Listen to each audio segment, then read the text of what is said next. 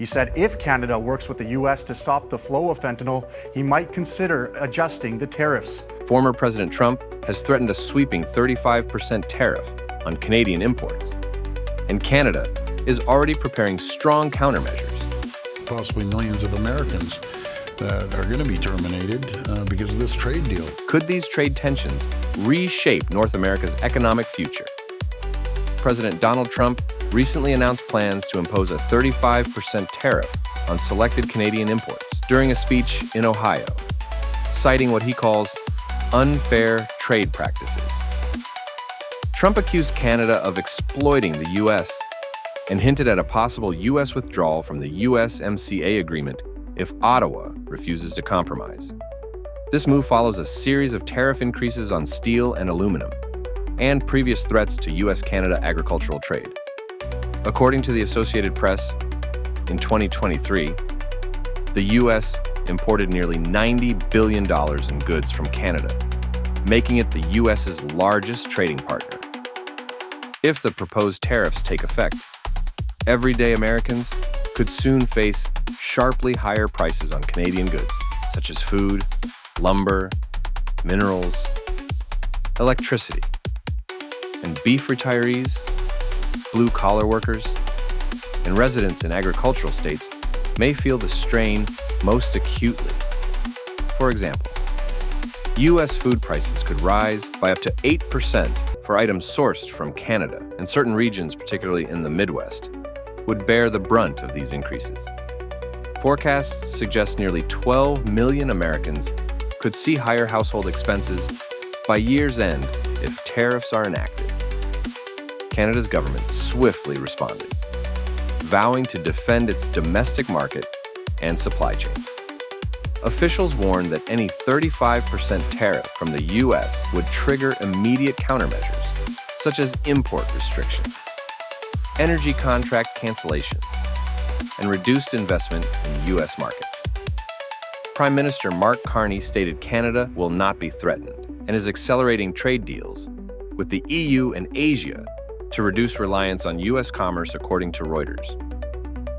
Canada's two-way trade with the EU grew by 17%. Last year, export-driven industries such as U.S. auto, agriculture, and industrial equipment could lose market share in Canada, threatening millions of American jobs in states like Michigan, Ohio, Iowa, and Texas, where up to 1.2 million workers depend on exports. Data show Canada's jobless rate fell to 6.9% in June, with 59,000 new jobs added, particularly in healthcare, construction, and education, marking the first employment rise in 5 months.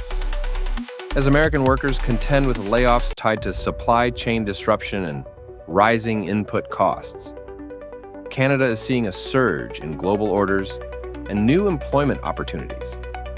This contrast underscores a bitter reality for the U.S. labor force.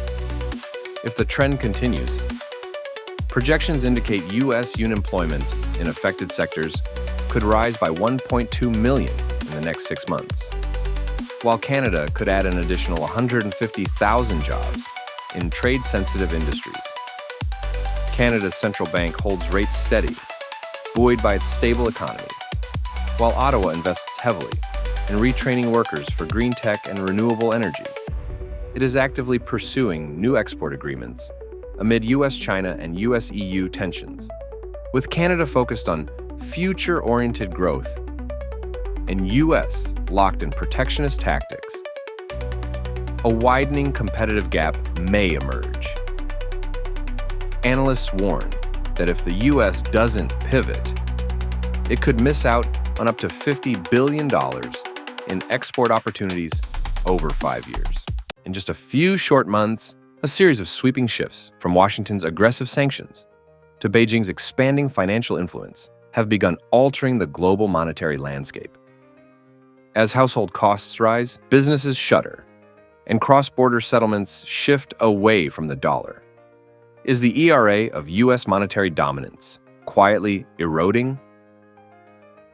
In April 2025, the U.S. Treasury convened private meetings with senior executives from major banks in Hong Kong, including HSBC, Standard Chartered, and Bank of China, Hong Kong. The message was blunt. Any institution involved in facilitating oil shipments from Iran to China, especially if settled in Chinese yuan, CNY, risked secondary sanctions. An exclusion from the dollar-based financial infrastructure, including SWIFT, and correspondent banking relationships. By mid-May, 9 Hong Kong-based entities were formally sanctioned for allegedly aiding Sepher Energy, a firm linked to Iran's Revolutionary Guard, in exporting oil to China. On June 6th, the U.S. Office of Foreign Assets Control, OFAC, escalated its crackdown, imposing sanctions on over 30 individuals and entities accused of funneling billions of dollars from Iran's oil revenues through shadow banking channels to support military programs. These actions signal a two-pronged U.S. strategy, warning foreign institutions against circumventing sanctions and swiftly punishing those who do. While the U.S. itself imports little oil from Iran, efforts to squeeze Iran's oil sales may affect global supply, and by extension, gasoline prices at home. Even modest increases in oil prices affect freight, manufacturing, and food distribution costs. These pressures eventually flow downstream, raising the prices of essentials such as groceries, household goods, and personal care products, costs that disproportionately impact working class and lower-income households. China is responding with an unmistakable pivot. In Q1 2025, over 54% of China's cross-border trade through Hong Kong was settled in yuan, amounting to nearly $725 billion, a historic record. At the Lujiazui Financial Forum on June 18th, People's Bank of China, PBOC, Governor Pan Gongsheng reiterated China's commitment to building a multipolar financial system, promoting digital yuan, eCNY, payments, and expanding the cross-border interbank payment system, CIPS. As of mid-2025, 6 foreign banks have joined CIPS, and infrastructure near Hong Kong, such as the Payment Connect system, is being developed to enable seamless yuan transfers between the mainland and global financial hubs. Amid rising tariffs and volatile tax policies in the U.S., more countries are turning to the yuan as a buffer. While the CNY is not poised to displace the dollar, it's increasingly seen as a tool to diversify financial risk. A weaker dollar also carries domestic consequences. Imports priced in other currencies, electronics, automobiles, even clothing, become costlier for American consumers. Moreover, as China and other major economies shift oil payments into yuan, the declining role of the petrodollar may introduce volatility into energy markets, further pressuring U.S. fuel and utility prices. The U.S. Congress is now deliberating the One Big Beautiful Bill, OBBBA, which includes a controversial provision, Section 899. This clause would raise tax rates by 5 to 15 percentage points on income, dividends, interest, property, and profits earned in the U.S. by companies or individuals from countries that impose unfair taxes on American firms, like digital services taxes or UTPR rules. According to the Tax Foundation, this could slash annual foreign direct investment, FDI, into the U.S. by $91 billion, potentially eliminating 360,000 jobs and shaving $55 billion off U.S. GDP each year.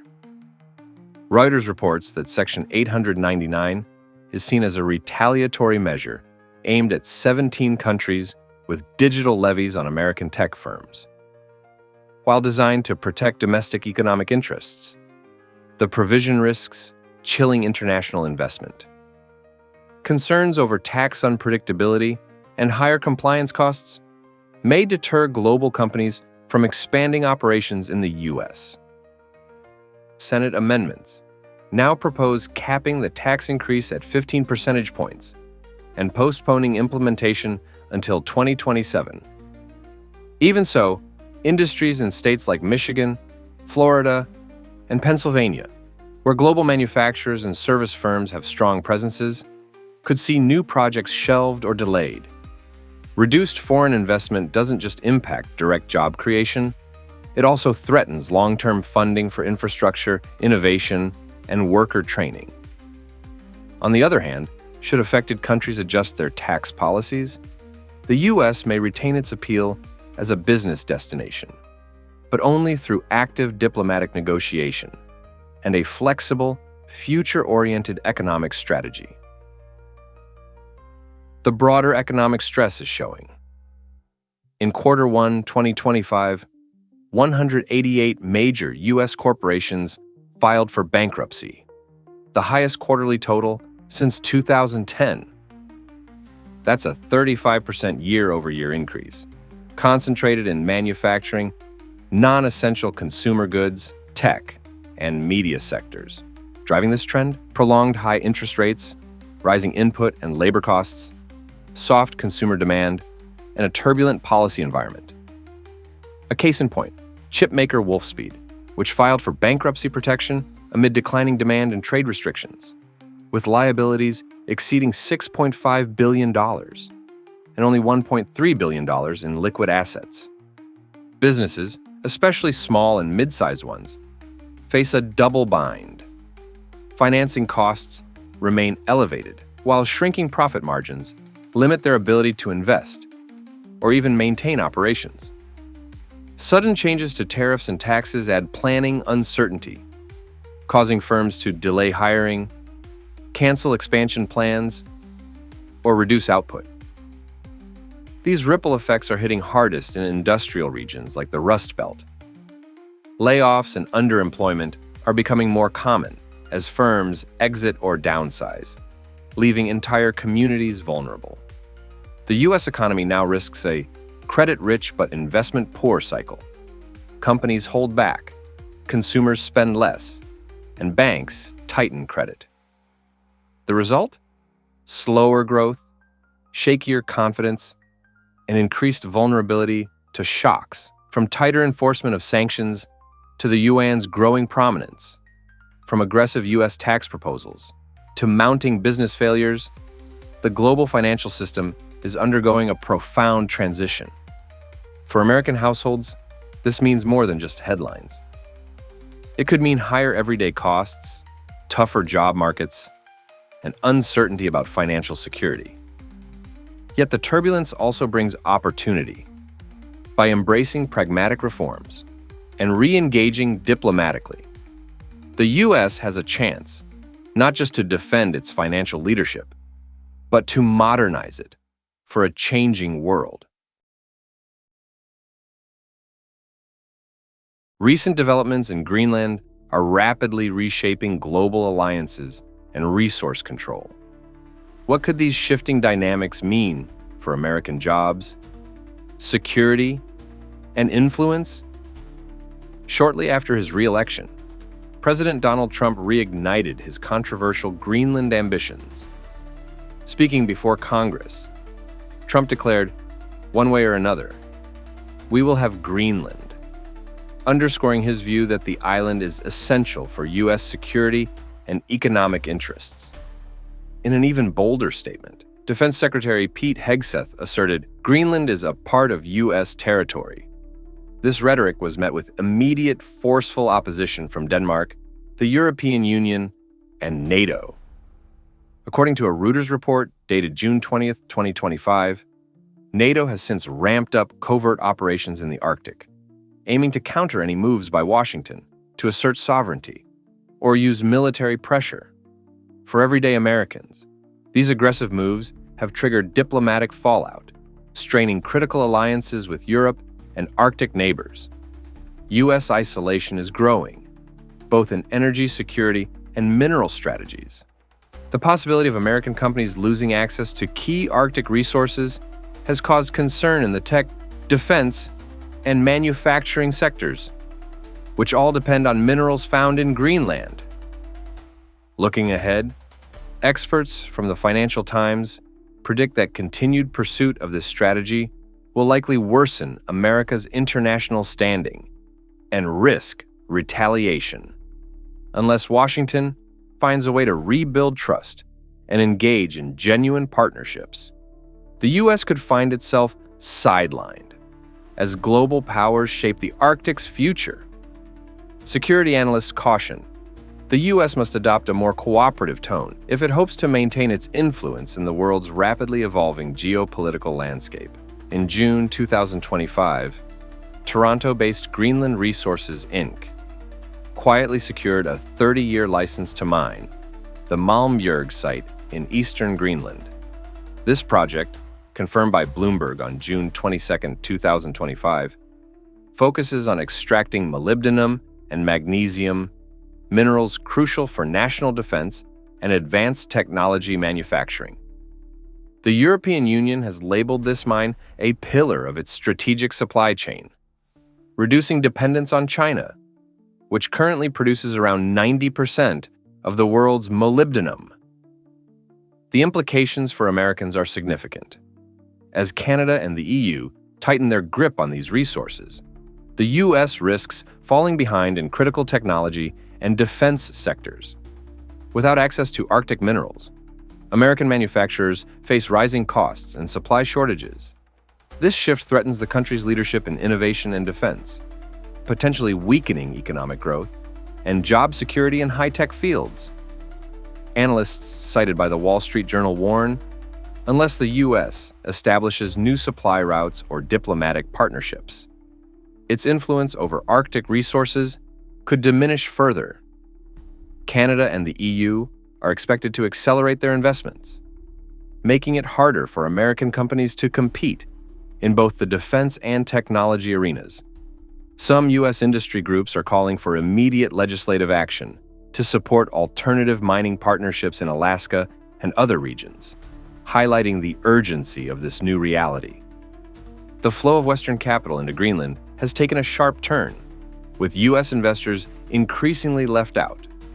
Amaroq Minerals, a Canadian mining company, recently raised $61 million to expand its gold operations at the Nalunak mine in southern Greenland. As reported by the Globe and Mail on June 21, 2025, notably, 90% of this funding comes from major European and North American investors, including Denmark's Export and Investment Fund. In response, the Greenland's government stated, "We are not for sale, but we are open to serious economic cooperation," signaling a clear rejection of any forced U.S. involvement. For many Americans, this shift means lost opportunities. The absence of U.S. capital in Greenland's mining sector is already affecting American workers and industries. The gold, battery, defense, and renewable energy sectors are likely to see fewer new jobs and limited access to emerging supply chains. U.S. companies may struggle to remain competitive as international players strengthen their foothold in Greenland. Market observers, quoted by Reuters, suggest that the trend will continue as Greenland seeks long-term, stable partnerships, unless American investors adjust their approach and embrace collaboration over coercion. Future participation in Greenland's resource economy looks increasingly unlikely. Economists project the next wave of green technology investments will bypass the U.S. entirely, further impacting job growth in innovative industries. The European Union's inclusion of Greenland in its 2025 Critical Mineral Security Strategy marks a major realignment in the Arctic. According to Politico Europe, the EU has pledged deep cooperation with Greenland on strategic resource development. Greenland, in turn, is prioritizing long-term investment from Canada and Europe over quick asset sales to the U.S. The governments of Denmark and the EU have both voiced strong support for Greenland's autonomy and independence, making it clear they oppose any island buying schemes from Washington. For Americans, this emerging alliance could mean a dramatic loss of influence in the Arctic, a region pivotal for military strategy, energy security, and competition with China, Russia, and the EU. American interests, from defense to resource development, may be locked out of future projects, as Europe and Canada solidify their partnerships with Greenland. This could translate to fewer American jobs, higher energy prices, and reduced technological competitiveness. Industry experts interviewed by the Washington Post predict, unless the U.S. adapts to the new realities of Arctic geopolitics, its role in the region will continue to shrink. With Europe and Canada committed to strengthening ties, America faces an urgent need to rethink its Arctic strategy if it hopes to remain a relevant player. Civic leaders are urging Washington to invest in research, diplomacy, and innovative economic models to reclaim a seat at the table. These changes point toward a future where America's Arctic influence may be greatly reduced. Now is the time for Americans to take decisive action to safeguard jobs, security, and prosperity as global competition intensifies.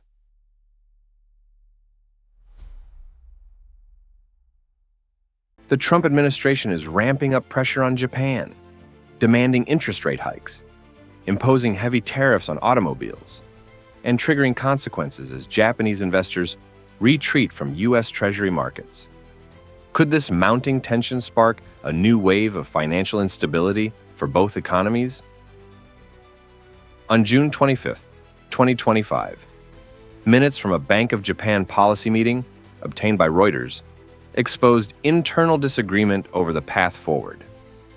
One group warned that tightening interest rates would threaten Japan's already fragile post-pandemic recovery. They cited stagnant domestic demand, shrinking corporate profits, and the 0.2% GDP contraction in the first quarter of 2025 as signs that any further monetary restraint could tip the economy into recession. Conversely, a more hawkish faction within the BOJ pointed to persistently elevated core inflation, now running at 3.1%, well above the bank's 2% target. They argued that inflationary pressures, if allowed to build, would erode real incomes, especially for households on fixed or low wages. Overlaying this internal tug-of-war is external pressure from Washington. The U.S. Treasury has reportedly urged Japan to raise rates to boost the yen and help narrow the U.S. trade deficit. A stronger yen would also support U.S. bond markets by making dollar-denominated assets more attractive to Japanese investors, at a time when U.S. Treasury auctions are showing worrying signs of investor fatigue. For Japan, this represents a classic monetary policy dilemma. Raising interest rates to satisfy international expectations could risk tipping the domestic economy into deflation, while holding rates too low risks further weakening the yen and stoking inflation. Adding to the complexity, Japan is also navigating structural issues like population aging and sluggish productivity growth, which make bold monetary moves even riskier. In short, Japan is being asked to balance competing interests, domestic stability versus global responsibility. That balancing act is growing more precarious by the day. Among the clearest victims of the current economic standoff is Japan's automotive sector, especially Toyota, a global bellwether and symbol of Japan's manufacturing strength. Since April 2025, U.S. tariffs of 24% on Japanese vehicle imports have inflicted direct financial damage. Toyota has already reported $1.3 billion in losses over just 2 months, prompting the company to slash its full-year profit forecast by 20% to 3.88 trillion JPY, $26 billion. But these figures only scratch the surface. The tariffs have triggered a broad reevaluation of Toyota's North American strategy. The company's sprawling global supply chain, spanning Asia, Europe, and the U.S., is now more expensive to operate due to tax burdens and increased logistics costs. Key components face delays or require resourcing, adding volatility to production timelines. According to Jetro, nearly 20% of Japan's total exports come from vehicle sales to the U.S., which underscores how vulnerable the Japanese economy is to such targeted tariffs. Japanese suppliers and subcontractors, many of which operate on thin profit margins, are also under strain, with some reporting a 20 to 25% drop in orders. If the situation persists, this could trigger layoffs, factory closures, and a cascading impact on regional economies in both countries. Meanwhile, U.S. consumers are not insulated from these effects. As manufacturers pass along the cost of tariffs, prices of new vehicles are rising, particularly for sedans and hybrid models, which are popular among middle-income families. This could create a ripple effect in the broader economy, as higher monthly auto payments reduce disposable income and weigh on retail sales. Furthermore, the retaliatory tariffs risk undermining U.S. automakers who rely on Japanese parts. The industry as a whole is caught in a policy-induced squeeze, one that reduces global competitiveness without offering a clear path toward local job creation or price stability. A less visible but equally consequential front in this economic standoff is unfolding in the U.S. bond market. In the most recent $22 billion auction of 30-year treasuries, domestic investor participation slipped to just 14%, down from the 6-month average of 17%. To attract buyers, yields spiked to 5.12%, a level not seen since 2011, raising alarms about the government's rising cost of debt service. Japan, traditionally one of the largest holders of U.S. Treasuries, has begun paring its exposure. Analysts point to two main reasons: increasing volatility in the U.S. dollar and more attractive opportunities in euro-denominated infrastructure bonds, which carry lower geopolitical risk. This reallocation away from treasuries means the U.S. must rely more heavily on domestic investors or short-term instruments, potentially destabilizing long-term funding plans. The implications are sweeping. Higher yields raise the cost of borrowing across the economy, affecting home mortgages, car loans, and business credit. For federal and state governments, it means rising interest obligations that could crowd out spending on infrastructure, healthcare, or defense. In short, a decline in foreign confidence in U.S. debt poses a systemic risk to financial stability. Compounding the concern is the potential feedback loop between rising borrowing costs and investor sentiment. As yields climb, fears of unsustainable debt servicing may prompt even more sell-offs, creating volatility in financial markets and uncertainty in capital investment decisions. If the retreat continues, the Federal Reserve may be forced to intervene, either by increasing bond purchases, re-expanding its balance sheet, or by adjusting interest rates, which could further complicate its inflation-fighting mandate.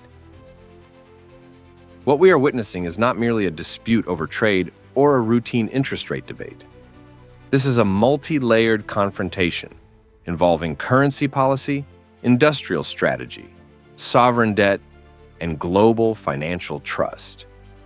As Japan walks a fine line and the U.S. juggles fiscal strain with geopolitical assertiveness, both countries risk unintended consequences. The coming months will be critical. Without a coordinated path forward, or at least a diplomatic thaw, these economic stress points may intensify, with ripple effects that stretch far beyond Tokyo and Washington. What began as tariff skirmishes now risks morphing into a broader conflict of confidence, one that could test the resilience of both economies and the stability of the global financial system. Canada's expanding exports are quietly reshaping North American trade, as long-standing American advantages begin to slip away. What does this shift mean for the everyday lives of American families, especially those who've spent decades building their livelihoods in trade and manufacturing? Canada has officially launched its first major shipment of liquefied natural gas, LNG, from the newly operational LNG Canada facility in Kitimat, British Columbia. With an initial capacity of 5.6 million tons per year, this project provides a direct shipping route to Pacific markets, significantly cutting travel time compared to U.S. Gulf Coast ports. Major international companies such as Shell, Mitsubishi, and Petronas have signed long-term agreements, citing Canada's logistics, advantages, and competitive pricing, offering LNG at $0.71 per MMBTU, cheaper than U.S. benchmark Henry Hub prices, according to Bloomberg's June 2024 report. This new reality spells trouble for thousands of workers in the U.S. natural gas sector, especially in states like Texas and Louisiana, where export orders are shrinking. With contracts shifting north, many American workers face a tangible risk of layoffs or reduced shifts as Canada becomes the supplier of choice. Beyond jobs, U.S. households may see higher domestic energy prices as more American gas stays home, driving up costs and putting pressure on monthly living expenses for families and retirees. Industry analysts from S&P Global expect Canada's LNG output to more than double by 2027, further expanding its footprint in Asian markets. If current trends continue, the U.S. could lose up to 30% of its LNG export share to Canada within 5 years, leading to deeper job cuts and potentially fueling regional economic slowdowns in key energy states. Some experts even predict that U.S. gas infrastructure could face underinvestment, affecting long-term reliability and pushing local governments to seek new economic alternatives for affected regions. Canada's reputation for clean, transparent, and sustainable exports is drawing new demand in global markets, particularly for FSC-certified lumber, organic wheat, cheese, and hydropower equipment. Vancouver has overtaken many U.S. ports as the primary gateway to Tokyo and Seoul, with American ports reporting reduced activity. According to the U.S. Department of Agriculture, Canadian wheat exports to Asia rose 18% in 2023, while U.S. shipments dropped 11% in the same period. This market migration has concrete effects on American workers, notably those in agricultural processing in Pennsylvania and Michigan, who are losing export contracts and being forced onto less profitable day shifts or even let go. Supply chain disruptions ripple across entire communities. Layoffs mean loss of employer-sponsored health insurance, reduced savings, and growing economic stress for families who once relied on export-driven industries. Trade experts at the Peterson Institute predict Canadian agricultural exports to Asia will continue rising, possibly surpassing U.S. levels in key categories within 2 years. Unless American producers can match Canada's standards or cut costs, job losses and plant closures could accelerate, especially in the Midwest and Northeast. Policymakers warn that unless bold steps are taken to modernize American agriculture and invest in export infrastructure, the country risks losing ground in sectors that once formed the backbone of rural prosperity. Global confidence in Made in USA is starting to slip as multinational buyers turn to Canadian suppliers for greater policy stability and reliable delivery. Recent high-profile contracts in LNG, uranium, nickel, and lithium have shifted to Canadian firms, a move largely credited to Canada's consistent regulatory environment and absence of sudden tariffs, as reported by the Wall Street Journal in May 2024. For many, the Canadian advantage is simple. Contracts are honored and shipments arrive on time.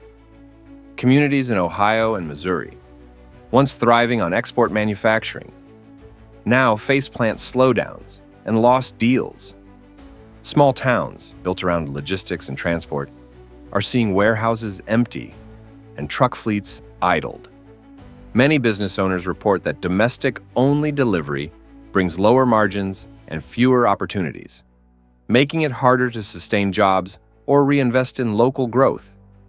Economists at Moody's Analytics warn that without policy reforms, or renewed trade competitiveness, American export hubs could see a persistent decline. Over the next 5 years, entire regions may shift from industrial growth to stagnation, impacting both blue-collar and middle-class families. The longer-term challenge will be revitalizing innovation and rebuilding trust with global partners, which could determine America's manufacturing future for decades. For many Americans, and especially in the Midwest, these economic shifts mean more than just lost jobs. They signal a profound loss of faith in the future. With income and employment vanishing, older families are being forced to tighten budgets, cancel plans for college tuition, or forego essential health insurance. The psychological toll is real, with many expressing anxiety about their children's prospects and the survival of their communities. When a local plant closes, schools face funding shortfalls and may be forced to shut their doors, while homes sit vacant and youth migrate to more prosperous cities. These two-speed communities foster a growing sense of fear and insecurity. Surveys from the Pew Research Center, 2024, reveal a sharp drop in national pride linked to manufacturing and export declines, raising concerns about the social fabric and the resilience of the American dream. Sociologists from Harvard University suggest that unless new job opportunities emerge or robust social safety nets are enacted, American towns at the center of these changes may face a lasting divide. Rebuilding economic confidence and restoring faith in Made in USA will require collective action from policymakers, business leaders, and communities alike. Without concerted efforts, the risk is that generational hardship and disillusionment become the new norm in many parts of the country. Forecasts show ongoing challenges as Canada rises in export power, and American communities feel the impact. Only by uniting and taking decisive action can Americans protect their livelihoods and revive the spirit of national industry in the face of these global shifts. The U.S. is facing a dramatic decline in international tourism, with ripple effects felt by millions of Americans. How might shrinking visitor numbers quietly reshape the future of your town? In 2025, international visitor spending in the U.S. is projected to drop by 7%, which translates to a loss of $12.5 billion compared to the previous year and stands at only 78% 2019 peak, according to the U.S. Travel Association. In March 2025 alone, arrivals of foreign tourists fell 14%, raising the possibility of a $21 billion loss if this trend continues throughout the year. This is not just a dip in numbers. These are visitors who fill hotel rooms, eat in restaurants, and shop in American stores. For millions of Americans, the impacts are already close to home. Hundreds of thousands of jobs in hotel, restaurants, travel services, and support sectors now hang in the balance. In smaller tourist towns, where local budgets depend on outside visitors, falling income has already triggered reductions in healthcare, education, and social services. Families in these communities are finding it harder to access essential public services, all because fewer international travelers are spending money in their areas. Looking ahead, experts caution that unless there's a dramatic turnaround, U.S. destinations could face long-term challenges in regaining their pre-pandemic position in global tourism. Persistent declines could mean further job losses, reduced tax revenue, and a slow erosion of vital community services nationwide. Without bold steps to revive tourism, millions of Americans may continue to feel the economic pinch for years to come. There is a growing call for policymakers to consider new strategies, like streamlined visa processes and marketing efforts, to boost America's appeal to international travelers. Travelers from Canada and Mexico are changing their plans, with visitor numbers down about 20% in early 2025. According to the International Air Transport Association, bookings on Canada, U.S. routes have plunged by 70 to 76%. Western European travelers, especially from the UK, Germany, and France, have dropped by 17 to 30%. Meanwhile, Australian arrivals have also sharply declined. Several governments, including Canada, the UK, and China, have issued public safety advisories, urging their citizens to reconsider trips to the U.S. due to concerns over security and stricter entry policies. For Americans, these choices have direct and visible effects. In cities like New York, the loss of up to 3 million foreign tourists could mean a $4 billion hit to the local tourism industry this year. Along the border, duty-free shops and cross-border transport services report revenue drops of over 40 to 80%, leading to significant job cuts in those areas. These are not abstract numbers. These are lost jobs, shuttered businesses, and reduced family incomes across the country. Experts warn that if current travel advisories and policies remain unchanged, the U.S. could lose even more ground in the competition for global tourists. American communities that depend on Canadian, European, and Asian visitors may struggle for years to rebuild, risking long-term unemployment and slower economic recovery. Calls are growing for American cities and tourism boards to coordinate international outreach and improve the visitor experience, hoping to reverse the downward trend. Soaring inflation has driven up the price of airfares, hotels, and dining out, making vacation dreams unaffordable for many Americans. Recent surveys by the U.S. Travel Association reveal that nearly half of American travelers are cutting back on their vacation spending. For many, the sentiment is summed up by one expert's wry observation. Americans no longer plan vacations. Now they just hope they can afford a burrito. This trend hits local economies especially hard during what should be the busy summer season.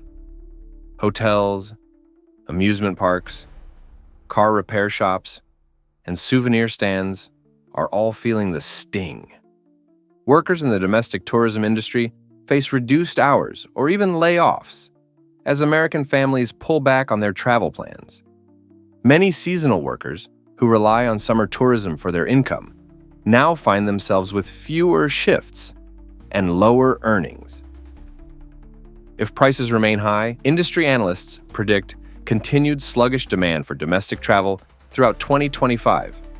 That means even more pressure on local businesses, a weaker job market in travel-dependent communities, and lasting changes in how Americans choose to spend their free time and money. Families may have to seek more affordable leisure options close to home, altering long-standing traditions of summer vacations and family road trips. This downturn is not driven by another wave of COVID-19. Instead, it is a crisis of confidence. U.S. visa policies, ongoing trade disputes, and a global image of America as less welcoming have led many would-be visitors to look elsewhere. Major financial institutions, such as J.P. Morgan and Goldman Sachs, have warned that the U.S. tourism sector is unraveling. As travelers opt for destinations they perceive as safer and friendlier. For ordinary Americans, this trust crisis hits hardest in states like Florida, Nevada, New York, and Illinois. Communities in these regions are experiencing falling revenues, job insecurity, and concerns over future retirement funds as tourism dollars disappear. Beyond the immediate job losses, there is a growing sense of unease about the nation's reputation abroad. The decline in visitor trust not only damages the Made in USA brand, but also shakes America's standing as a global economic leader, raising new questions about national safety and responsibility. Experts suggest that unless America restores its reputation for openness and reliability, international tourism could remain depressed well into the future, with consequences for jobs, community stability, and the country's economic influence on the world stage. Observers stress that efforts to rebuild trust and create a more welcoming environment must begin now if the U.S. hopes to regain its place at the center of global travel. Experts see continued turbulence for both international and domestic tourism, with no quick fix on the horizon. Now is the time for Americans to rethink, adapt, and support both local businesses and policies that can help rebuild trust and opportunity for everyone. A tractor made in Mexico might seem like a simple business decision. But when that same machine replaces American jobs, sparks legal action, and raises the cost of farming, Americans begin to ask who benefits and who pays the price. John Deere, one of the most recognized names in American manufacturing, now finds itself at the center of a national debate over trade, labor, and consumer costs. Fueled by shifting production abroad and growing legal scrutiny at home. In early 2025, John Deere announced a $55 million investment to build a new factory in Nuevo León, Mexico.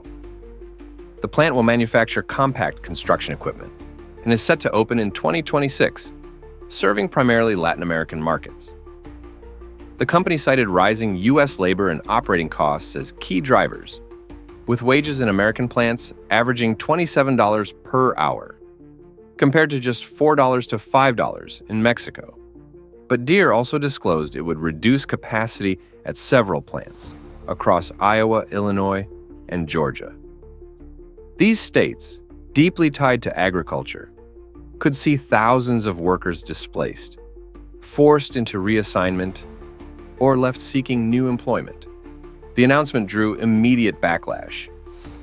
Former President Donald Trump responded forcefully, vowing that if Deere offshores production, any equipment reimported into the U.S.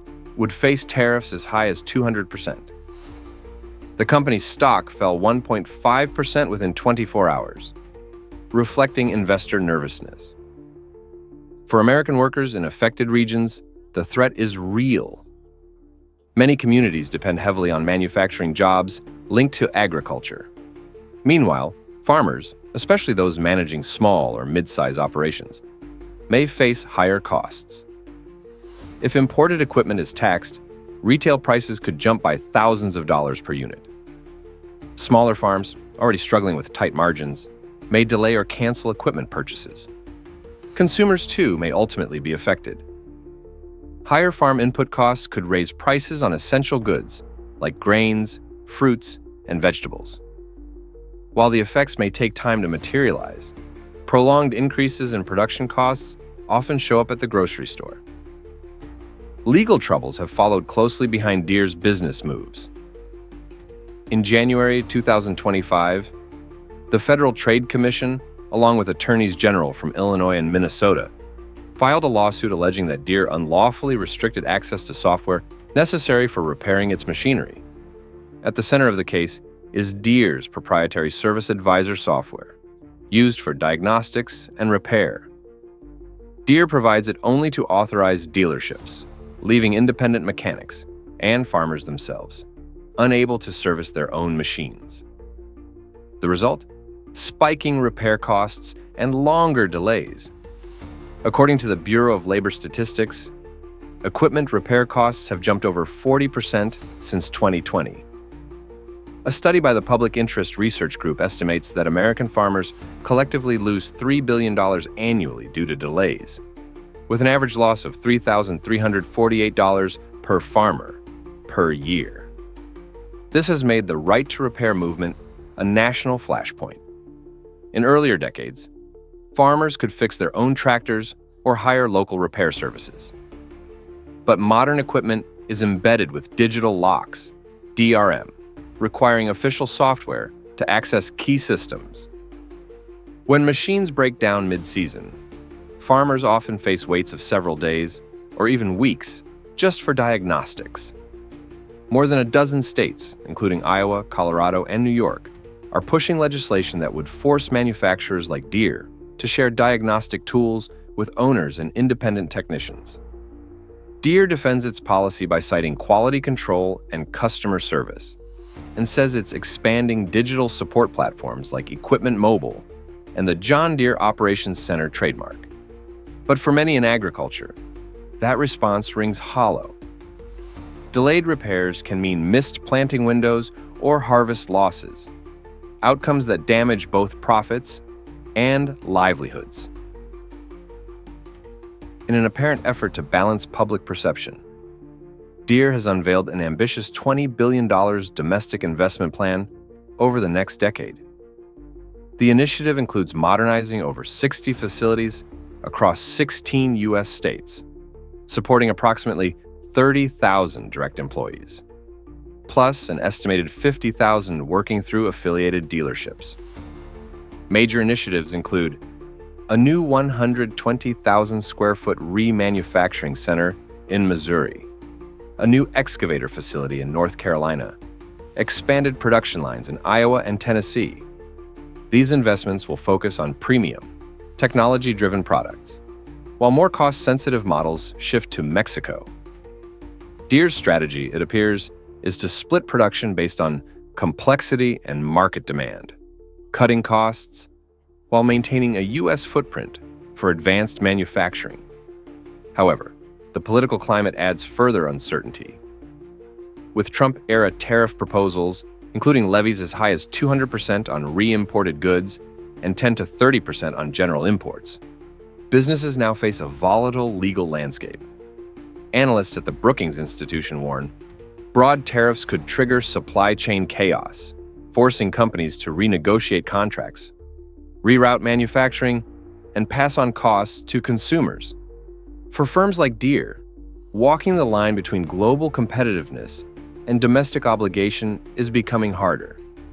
And while modernized factories and high-tech roles may create new career opportunities, there's a caveat. Not all displaced workers will benefit. Laborers with limited technical training may struggle to adapt. In agricultural regions like Iowa or manufacturing corridors like North Carolina, the transition could leave behind those least equipped to reskill quickly. John Deere's decisions are not made in a vacuum. They reflect broader tensions in the U.S. economy, between cost-cutting and national interest, between legal rights and business control, between global opportunity and domestic equity. The debate over where to build, how to repair, and who gets to benefit is unfolding not just on factory floors, but in legislative chambers, courtrooms, and kitchen tables across the country. For now, Deere is pressing forward on all fronts, expanding abroad, investing at home, and defending its repair policies. But the consequences, job losses, legal challenges, and rising consumer prices are already being felt. The future of American manufacturing may not hinge on a single company, but John Deere's path offers a telling case study, one where legal pressure, political threats, and economic strategy converge, and where the outcomes could shape rural America, consumer prices, and labor policy for years to come. In a strategic turn, Canada has withdrawn its proposed digital services tax just hours before implementation and launched its first ever LNG export shipment to Asia. These coordinated steps reflect a dual strategy aimed at preserving trade relations with the United States while asserting Canada's emerging position as a global energy power. On June 30th, 2025, just hours before its planned implementation, the Canadian government officially suspended its 3% digital services tax, DST. The tax was set to apply retroactively from 2022. It was intended to target large US-based technology companies, including Amazon, Google, Meta, and Apple, and could have generated an estimated $2 billion USD in federal revenue.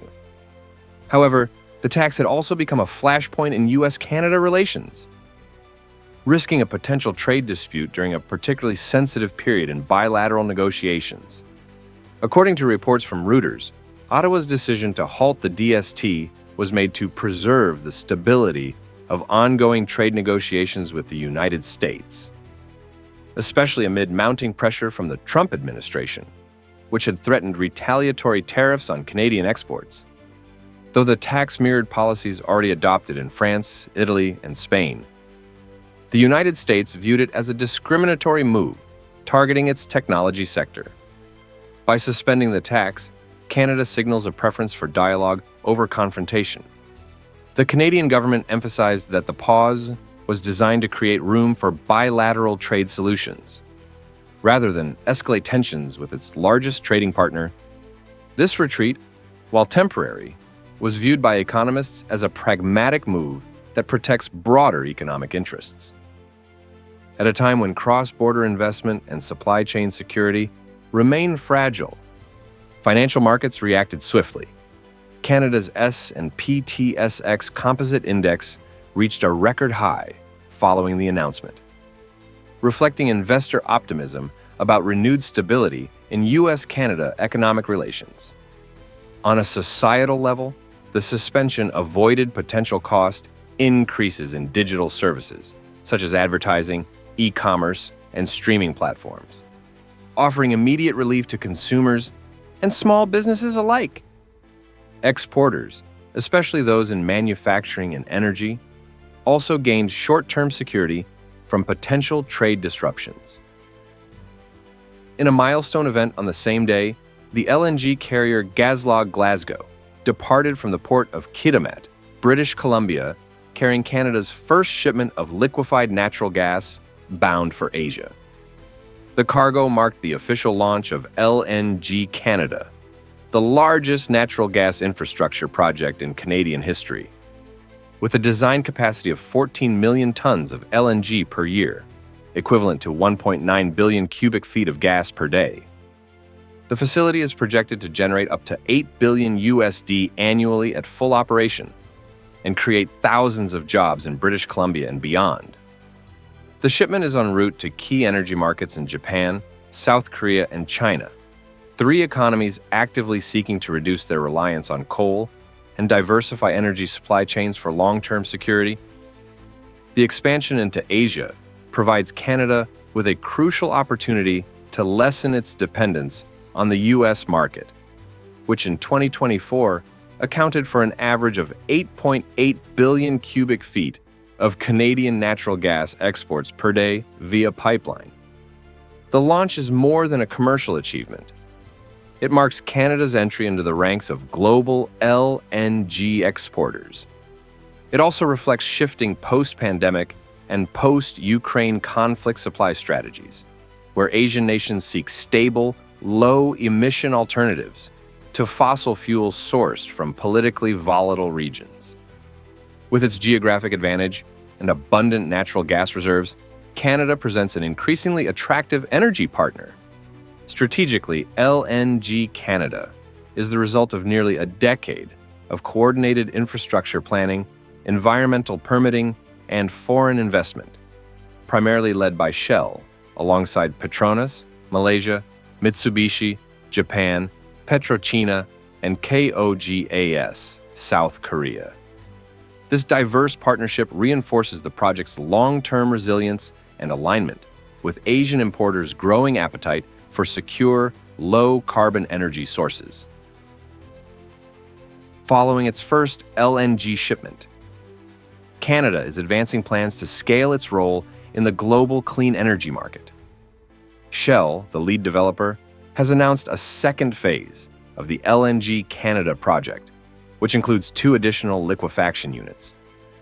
This would increase total output to 26 million tons annually before 2030. Shell forecasts global LNG demand to rise by 60% by 2040, with Asia driving most of that growth as countries shift from coal to gas. Nations like Japan, South Korea, China, and India are actively seeking long-term LNG contracts with low emissions profiles, an area where Canada offers a competitive advantage due to its naturally sweet gas, high environmental standards, and Pacific coast proximity. Canada's LNG supply chain is further strengthened by a broad investment network involving Shell, Petronas, from Malaysia, Mitsubishi from Japan, PetroChina, and KO Gas from South Korea.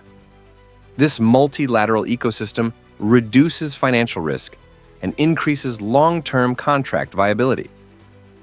An appealing proposition in a post-Russia, post-Middle East supply realignment.